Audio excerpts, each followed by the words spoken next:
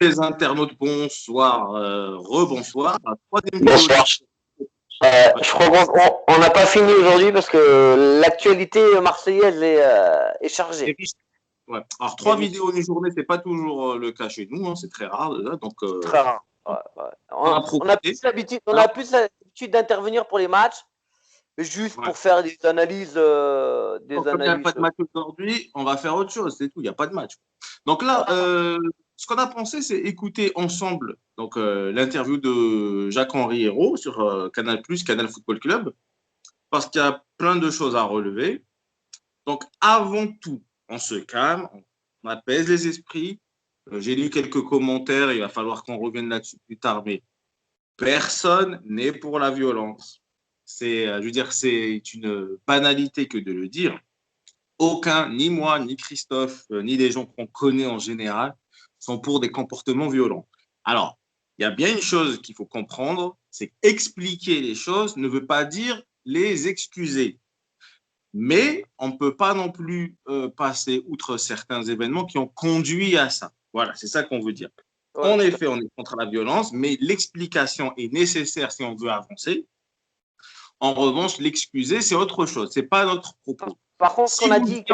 Voilà. Si vous y entendez un genre d'excuse, on s'en excuse par avance, mais ce n'est pas le propos. Le propos, c'est d'expliquer comment on en est arrivé là. Et bien sûr, trouver des circonstances atténuantes parce que les gens qui ont fait ça, c'est des êtres humains. Ils ont le droit aussi à des circonstances atténuantes. Leur vie sociale n'est peut-être pas au top. Donc, la colère, quand elle monte chez certaines personnes, c'est pas comme vous qui êtes peut-être dans vos villas, c'est pas la même chose. Une colère chez quelqu'un qui est bien loti, une colère chez quelqu'un qui vit dans un coin pourri, une cité, obligé de… Voilà, c'est pas pareil. Voilà, ça, c'est une chose. Donc, on explique et on n'excuse pas. On va lancer l'interview. Et puis, Christophe, tu m'arrêtes si tu entends quelque chose de l'interview qui te choque, ou tu as envie d'en relever. Allez, c'est parti. Mais nous avons en direct Jacques-Henri Hérault, président de l'Olympique de Marseille. Merci de réserver votre première réaction au Canal Football Club en direct. On vient de voir les images. Je ne sais pas si vous étiez dans le centre d'entraînement cet après-midi. Comment avez-vous vécu ces événements, président? Bonsoir à tous. C'est à l'heure actuelle encore la sidération pour nous tous, pour les salariés du club, pour le staff technique, pour les joueurs. On ne s'attendait vraiment pas à voir cette horde sauvage arriver et tout. Bon, déjà là… Sauvage. Une horde, la horde, quoi. Les mecs, ils emploient des mots très, très violents, donc ça peut se comprendre. Détruire. Je crois qu'on a été pire aussi. Je pense que j'ai vu toutes les images de vidéosurveillance. Je peux vous dire que ce que j'ai vu fait peur, fait très peur. Et je pense qu'un drame aurait pu se produire cet après-midi à la commanderie. Bon, jusque-là, ce qu'il dit, c'est… Non, c'est pas faux. Après, on rappelle le contexte. À la base, c'est une manifestation avec des chants pour, devant la commanderie, remettre un peu, refaire descendre un peu les joueurs sur terre. Ils ne sont pas venus pour casser. Voilà, à la base. Voilà, bon, c'est tout. Oui, je les ai vus avec des banderoles et tout. C'est vrai que quand tu viens casser, tu viens des banderoles. Quelle est l'atmosphère au sein du club ce soir? Les salariés que vous évoquiez qui étaient dans le centre d'entraînement lorsque les incidents sont survenus, comment vont les joueurs? Est-ce que vous avez pu vous entretenir avec tout le monde? Bien sûr, tout le monde est choqué, les joueurs sont choqués, les salariés sont choqués. Et vraiment, c'est aussi une grande tristesse parce que notre métier, c'est le sport, c'est de donner du plaisir aux gens. Alors parfois, on n'y arrive pas, c'est vrai.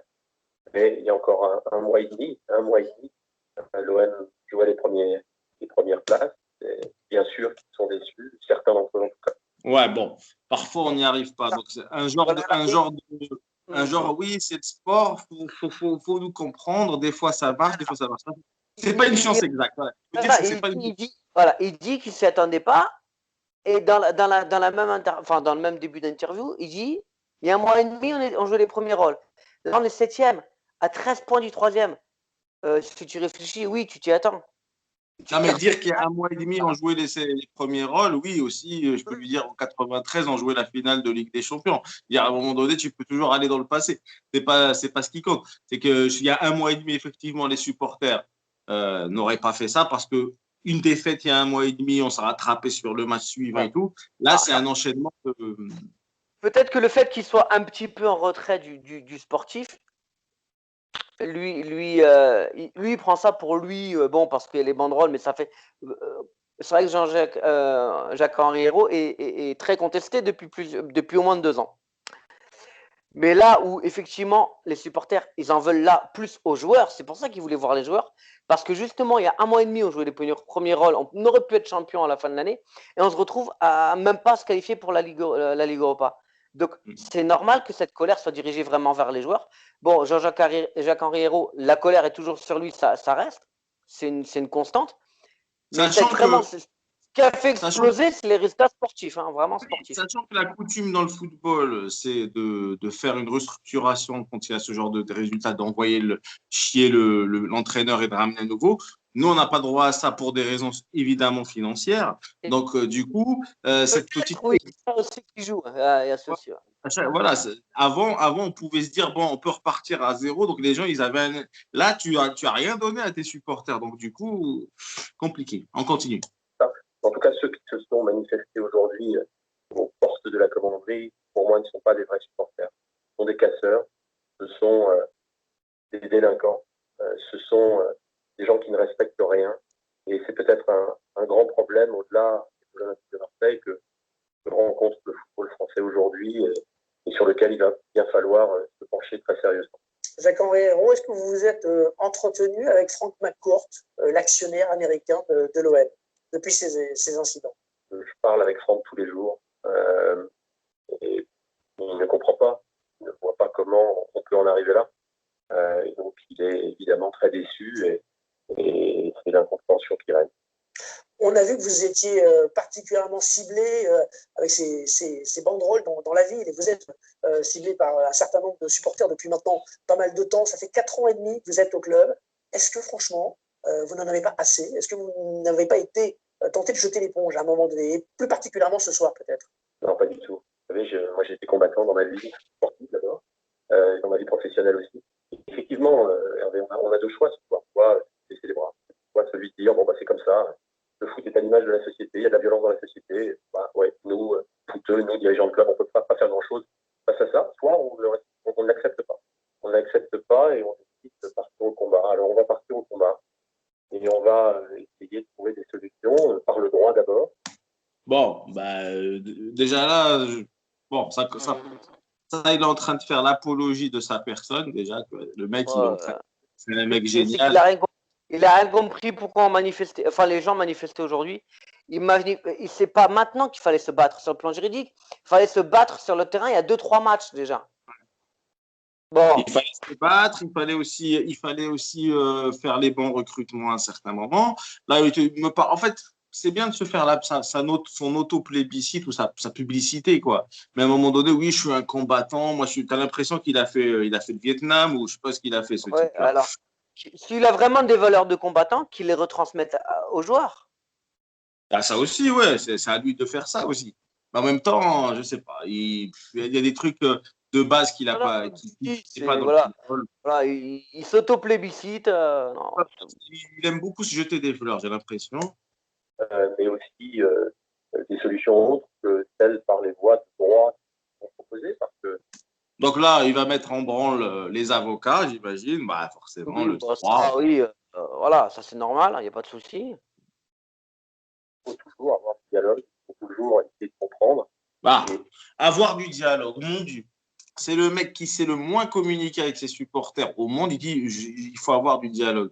Quand tu vois les dernières sorties qu'il a faites sur l'état d'esprit des supporters qui n'est pas satisfaisant pour lui parce qu'ils sont trop passionnés, alors que n'importe quel président de club rêverait d'avoir des supporters autant passionnés qu'à Marseille, parce que la différence entre un bon président, c'est que le bon président va prendre toute cette passion et va en créer quelque chose de positif pour pousser le club encore plus loin.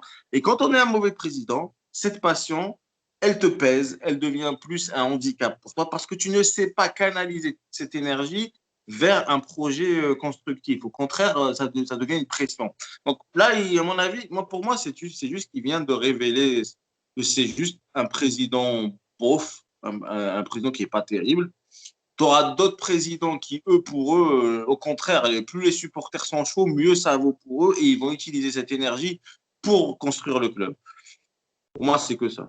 Et je crois que je suis un homme de dialogue. Je l'ai montré homme de dialogue. Et c'est possible de voir des choses comme ça. Et puis, ce que je voulais vous dire aussi, c'est qu'on va essayer d'établir les responsabilités et toutes les responsabilités. Et quand je pense à ça, je pense aussi à ceux qui, depuis quelques semaines, depuis quelques mois, parfois un peu plus longtemps encore, incitent à la violence, incitent à la haine, jouent ce petit jeu malin et vicieux, de faire en sorte que la théorie du complot maintenant, tu vois. Voilà, on est dans la théorie. Il va te parler de Boudjela, il va te parler. En fait, théorie du complot. Voilà. Donc maintenant, il nous sort la théorie du complot. Il y a des gens derrière qui. Il y a des gens qui veulent récupérer le club comme Boudjela à la petite cuillère. Effectivement, cette crise, ça leur va très bien. C'est encore mieux que ce que tu pouvais imaginer.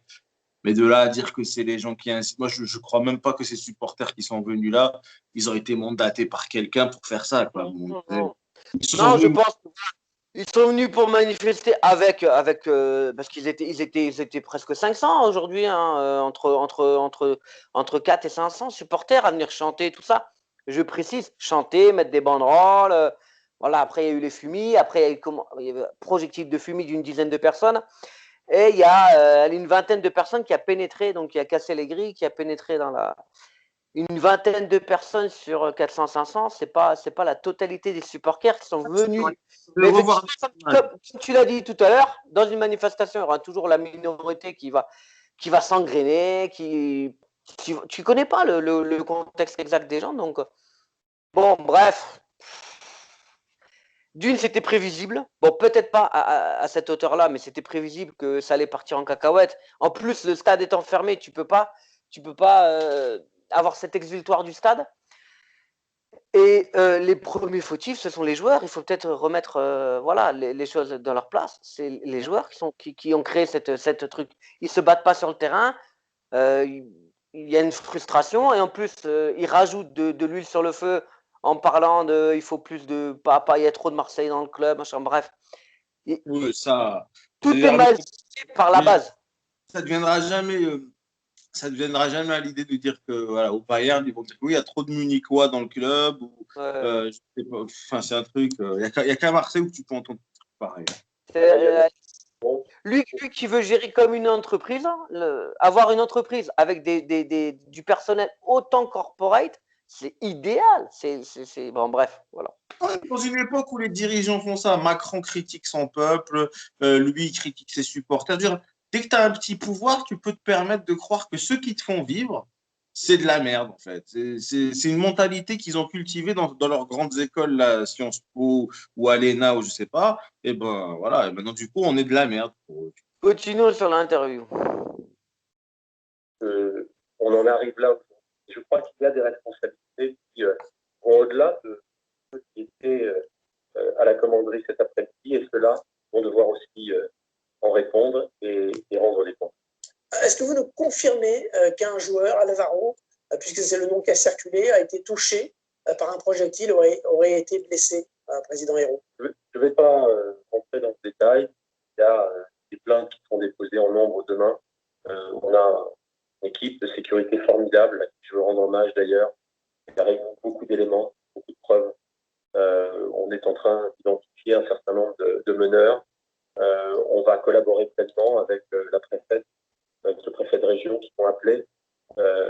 Et on va aller au bout parce que c'est inacceptable et on ne peut pas, quand on a des valeurs, quand on est l'OM d'ailleurs, on ne peut pas accepter ça.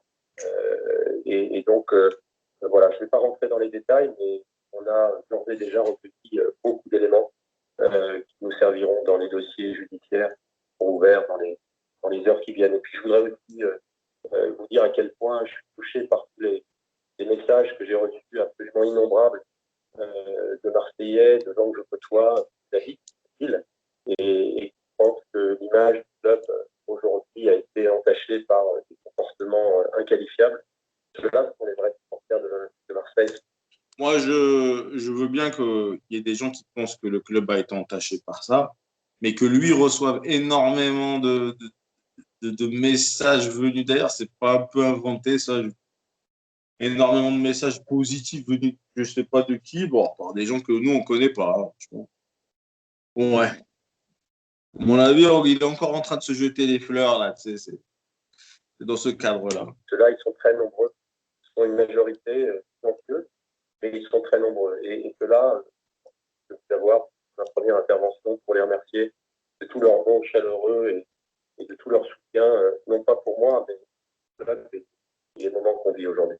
Une toute dernière question à Jacques-Henri Ayrault. Dans une semaine, pile, dimanche prochain, est censé se tenir au Vélodrome le match contre le Paris Saint-Germain. Est-ce que ce match, à votre avis, va pouvoir avoir lieu et comment vous envisagez la semaine qui vient? Marseille doit jouer un match en retard mercredi également en semaine. Est-ce que la vie va reprendre malgré tout, la vie sportive, normalement, lundi? Il faut que la vie reprenne. Il ne faut justement pas donner à ces individus qui demandent, c'est-à-dire le chaos, et tous ceux qui sont derrière eux, qui les poussent à arriver à cette liberté. Il faut que le sport reprenne ses droits.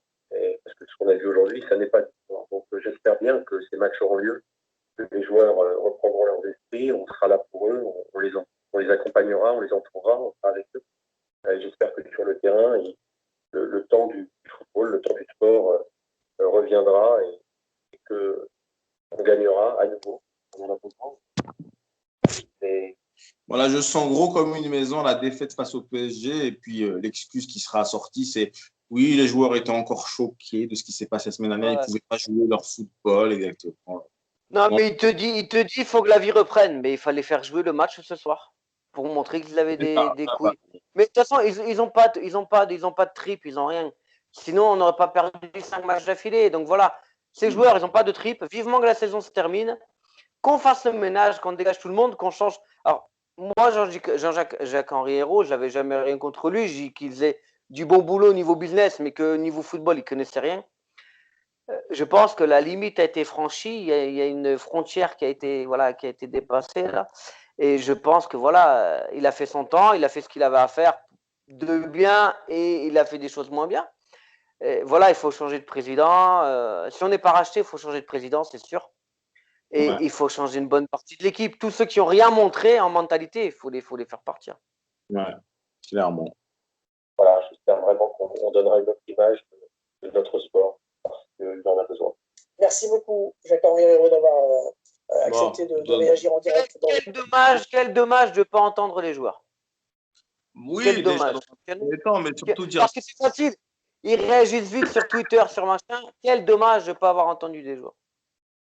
Ouais, mais dommage, il dit d'avoir donné cette image de notre sport. À un moment donné, j'ai envie de dire que tu n'es pas le porte-parole du football, quoi. À un moment donné, le sport, il est toujours le même. Des dépassements, on en a toujours eu dans le football. C'est le sport le plus passionnant du monde. Donc, forcément, c'est là où tu as plus d'extrémisme qui va s'exprimer. En revanche, il a fait une interview correcte, très politique, on va dire. Il est très diplomatique. Il a essayé de ne pas faire de dérapage. Toujours du côté du bien, jamais du côté du mal, évidemment. On n'en tire pas grand-chose de celle-là. Tout ce qu'on sait, c'est qu'il va mettre en branle les avocats et qu'à partir de là, les têtes vont être coupées. Pour autant, est-ce que les résultats vont s'améliorer parce qu'il aura coupé des têtes? J'en doute fortement. C'est pas ceux qui ont cassé à la commanderie qui sont sur le terrain. Donc, clairement, tant qu'on ne va pas secouer ceux qui sont sur le terrain pour qu'ils fassent mieux. Mais ils ne feront pas mieux. Ça y est, pour moi, la saison elle est terminée. Là. Quand tu perds contre Lens, ah non, mais il faut arrêter. Angers, non, mais... Non. Donc là, on attend l'excuse bien trouvée la semaine prochaine pour la défaite face au PSG. Donc, ses supporters ont choisi. Oui, voilà. Ils ont choisi leur mauvais moment parce que face au PSG, il fallait peut-être justement ne pas donner d'excuses pour la défaite. Quoi. Donc, du coup, maintenant, ça fait plusieurs matchs qu'on joue mal. Là, avec ça, il y aura encore plusieurs matchs où on va mal jouer. La saison va vite arriver et on ne retrouvera aucun niveau, en fait. Ça, la perspective, elle est... On arrive face à un mur, quoi. C'est ça. En gros. Voilà. On leur a donné une excuse sur un plateau. C'est ça, une excuse sur un plateau. Écoute, s'il y a du nouveau, des interviews, des commentaires, on essaiera de faire ce genre de concept. C'est vrai que les vidéos sont longues, mais ça vaut le coup. Ça vaut le coup. Il y a pas mal d'interactions, donc c'est plutôt sympa. Ça permet aussi d'échanger des points de vue. Parce que parfois, nous, on a une idée, c'est vrai qu'on aime l'OM, tout ça, donc c'est vrai qu'on est impacté par tout ça. Et parfois, le fait d'avoir des commentaires de gens qui sont un peu plus distants de l'OM, bah, ça permet de relativiser, de se dire, ah ouais, effectivement, peut-être que notre point de vue n'est pas forcément objectif, et de revoir un peu notre position. Mais bon, non, c'est bien, c'est l'échange, c'est comme ça, c'est le débat, c'est ce qu'on aime en France, on aime le débat, on aime débattre. Ouais. Voilà, donc il n'y a pas de souci. N'hésitez pas à nous. On prend tous les commentaires et Mehdi répondra à tous les commentaires. Il va y passer la nuit, je pense, aujourd'hui. Aujourd'hui, il y passe la nuit. Non, il y a des millions de commentaires, donc je ne peux pas. Bon, bah, les gars, n'oubliez pas, objectif 100 abonnés. Aujourd'hui, on a bien avancé. On a gagné 6 abonnés aux dernières nouvelles, donc très content. Enfin, 6 millions. Hein, 6 millions. Quand je dis 6, c'est 6 millions. Donc 100 millions d'abonnés, objectif le plus tôt possible. Et on vous fera une vidéo spéciale pour les 100 millions d'abonnés. Allez, Christophe. Je me jette dans le sport si on me fait 1000 abonnés, je me jette dans le vieux port. Ça va. Bon, voilà, il l'a promis, donc franchement, c'était un spectacle à ne pas louper. Bon, allez, ciao. Bonne soirée sans foot. Allez, ciao. Ciao.